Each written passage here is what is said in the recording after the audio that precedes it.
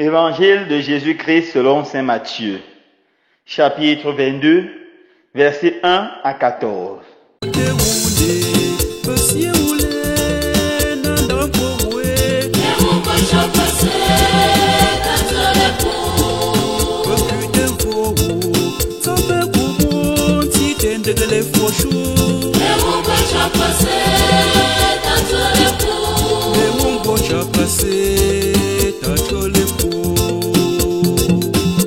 En ce temps-là, Jésus se mit de nouveau à parler aux grands prêtres et aux pharisiens et leur dit en parabole: Le royaume des cieux est comparable à un roi qui célébra les noces de son fils. Il envoya ses serviteurs appeler à la noce les invités, mais ceux-ci ne voulaient pas venir. Il envoya encore d'autres serviteurs dire aux invités: Voilà, j'ai préparé mon banquet. Mes bœufs et mes bêtes grasses sont égorgés. Tout est prêt. Venez à la noce. Mais ils n'en tinrent aucun compte et s'en allèrent. L'un à son champ, l'autre à son commerce. Les autres empoignèrent les serviteurs, les maltraitèrent et les tuèrent. Le roi se mit en colère. Il envoya ses troupes, fit périr les meurtriers et incendia leur ville.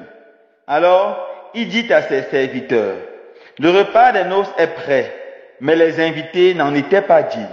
Allez donc aux croisées des chemins. Tous ceux que vous trouverez, invitez-les à la noce.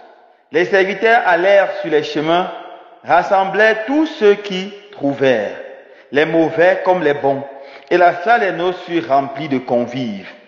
Le roi entra pour examiner les convives, et là il vit un homme qui ne portait pas le vêtement de noces. Il lui dit: Mon ami, comment es-tu entré ici sans avoir le vêtement de noces? L'autre garda le silence. Alors le roi dit au serviteur: Jetez le pied et poings liés dans les ténèbres de dehors. Là, il y aura des pleurs et des grincements de dents. Car beaucoup sont appelés, mais peu sont élus. Acclamons la parole de Dieu. Louange à toi, Seigneur Jésus.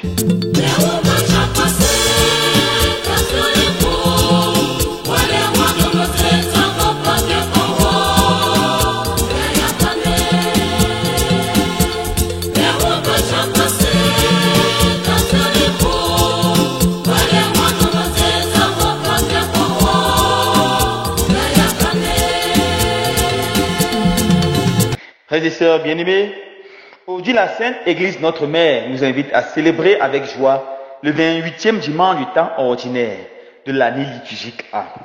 Et les textes de la liturgie de ce dimanche nous invitent à réfléchir sur un banquet, sur une grande fête organisée par le Seigneur.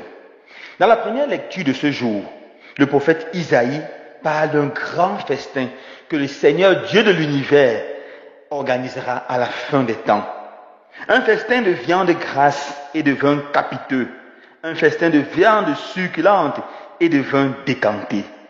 Voilà l'image que le prophète Isaïe utilise pour nous parler du royaume des cieux, pour nous parler du banquet que le Seigneur prépare pour nous. Dans l'évangile que nous venons d'écouter, nous comprenons le motif de ce banquet. C'est un mariage entre le fils du roi et l'humanité, chacun et chacune d'entre nous. Dieu le Père veut que nous épousons son Fils. Et justement, Jésus vient dans ce monde pour nous séduire avec l'amour de Dieu le Père, pour nous séduire avec l'amour de Dieu et nous inviter à cette union forte, à cette union intime avec lui. Le prophète Isaïe, dans la première lecture, annonce un monde où il n'y aura plus de visages tristes, car le banquet mettra la joie dans tous les cœurs. La mort sera détruite, totalement détruite. Et c'est justement cela le banquet que le Seigneur prépare pour chacun et chacune d'entre nous à la fin des temps. Oui, mes frères et sœurs bien-aimés, nous vivons dans une société où la souffrance fait rage, où la mort nous écrase chaque jour. Lorsqu'on ouvre la télévision, on voit toujours des mauvaises nouvelles. Accidents à gauche, accidents à droite. Chaque jour sur nos routes, des hommes continuent à mourir, le sang continue à être versé. C'est terrible, c'est horrible. Quand nous ouvrons la radio, nous écoutons des nouvelles de guerre, que ce soit dans notre pays ou ailleurs, le sang continue à être versé. Tellement de situations qui apportent la tristesse et les larmes. À côté de la mort, il y a des situations qui nous conduisent progressivement vers la mort. Des situations de crise de toutes sortes, division, haine, calomnie, abandon, maladie. Et toutes ces situations peuvent nous conduire dans le pessimisme et nous faire croire que Dieu n'est pas avec nous. Mais en ce 28e dimanche, le Seigneur veut nous dire qu'il prépare pour chacun et chacune d'entre nous un grand festin, une épousaille, un festin de joie où la mort sera vaincue. Pas seulement la mort physique, mais plus encore la seconde mort. Car, comme nous dit l'auteur de l'Apocalypse, les menteurs, les voleurs, les idolâtres, les sorciers finiront dans l'état brûlant de feu et de soufre. Et c'est ça la seconde mort. Le Seigneur nous annonce la fin de la seconde mort, qui est la mort éternelle, qui est le lieu où il n'y a que les pleurs et les grincements dedans. Et il nous annonce que le Seigneur Jésus viendra essuyer toutes nos larmes et nous donner la paix. Malheureusement, lorsque le roi envoie ses serviteurs inviter les gens à la fête, beaucoup refusent d'y venir ou d'y aller. Certains sont occupés dans leur champ, d'autres dans leur commerce. Mon frère, ma sœur, toi qui m'écoutes aujourd'hui, est-ce que tu écoutes la voix du Seigneur qui t'invite à venir à lui, à trouver le temps pour lui? Car ce n'est qu'avec lui que tu pourras vaincre la souffrance et la tristesse dans ta vie. Ou est-ce que tu es occupé à faire 1000 choses, à aller à ton champ, à ton commerce, à aller à ton lieu de service?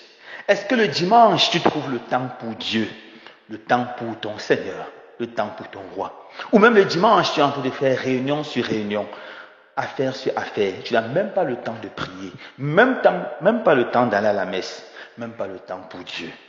Faisons attention à tout ce qui nous éloigne de Dieu, qui nous éloigne de l'essentiel. Après que les premiers invités refusent l'invitation du roi, il envoie encore davantage d'apôtres dans les rues et les villages pour inviter tous ceux qui vont voir. Oui, c'est beau. Le Seigneur invite tous les hommes, grands, petits, riches, pauvres, hommes, femmes, forts et faibles, adultes, vieux, jeunes, enfants. Il invite tous. Et finalement, la salle des noces était remplie. C'est ça l'Église, la nouvelle communauté des personnes qui acceptent l'invitation de Dieu. La communauté des personnes qui disent oui au Seigneur et qui entrent dans le banquet. Malheureusement, quand le roi vient et contrôle, il se rend compte qu'un monsieur est là et n'a pas porté l'habit des noces. Et le roi s'énerve et ordonne qu'il soit jeté dehors. Là, il y a les pleurs et les grincements dedans.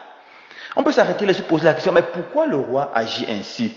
C'est lui qui a donné l'ordre d'aller chercher toute personne. Mais pourquoi est-ce qu'il frappe celui-là qui n'a pas l'habit des noces? Pour comprendre ce texte, allons d'abord dans la culture juive.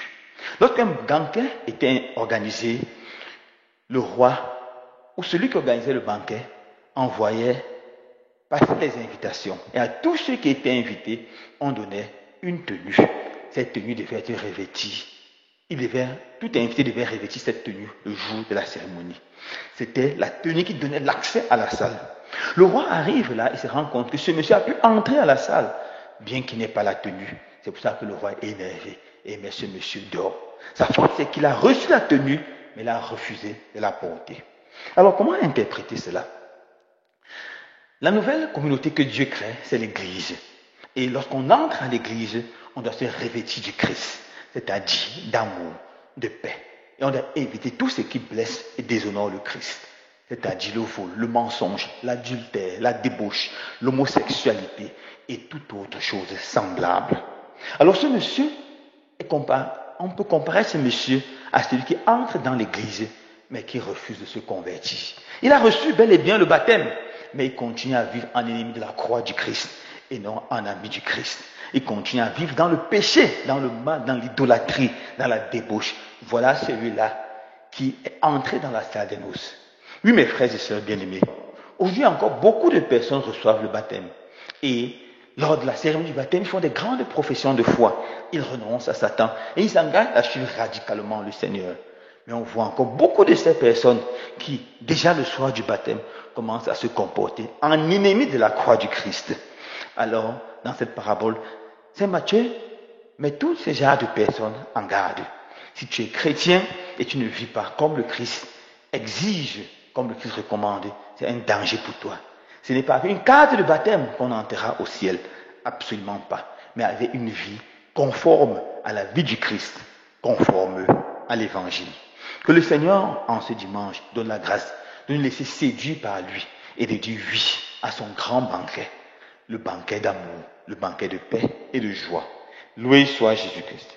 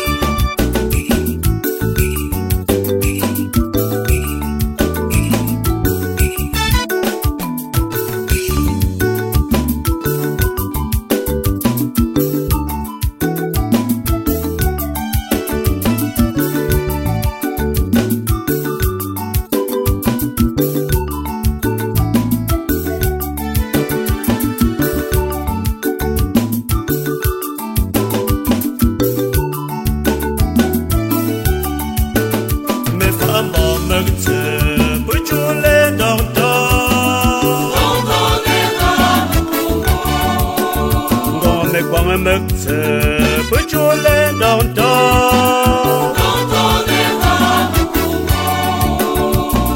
Daga to nega mukumu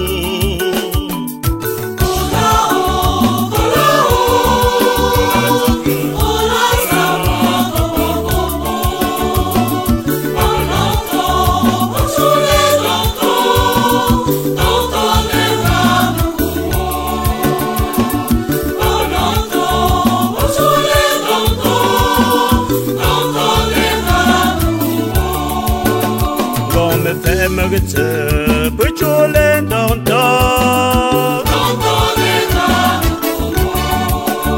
Gòn mực hồ mực thờ bữa chúa lên đón to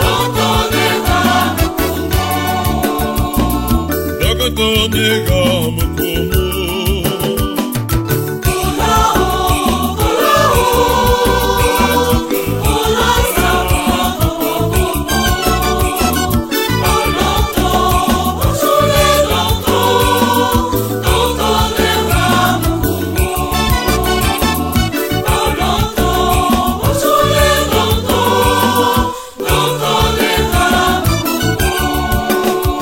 Chân đà mực thờ bữa chúa lên đón to Mực phê chân đà mực thờ bữa chúa lên đón to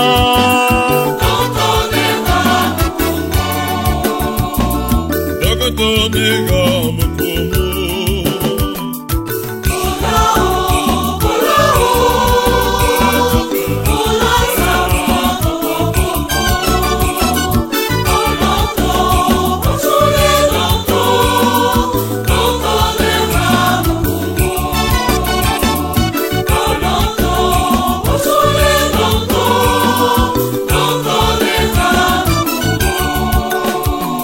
ta nơi nó bỏ vợ sắp người nhé bỏ muốn chết ta nơi game to sắp người sắp game mẹ của mu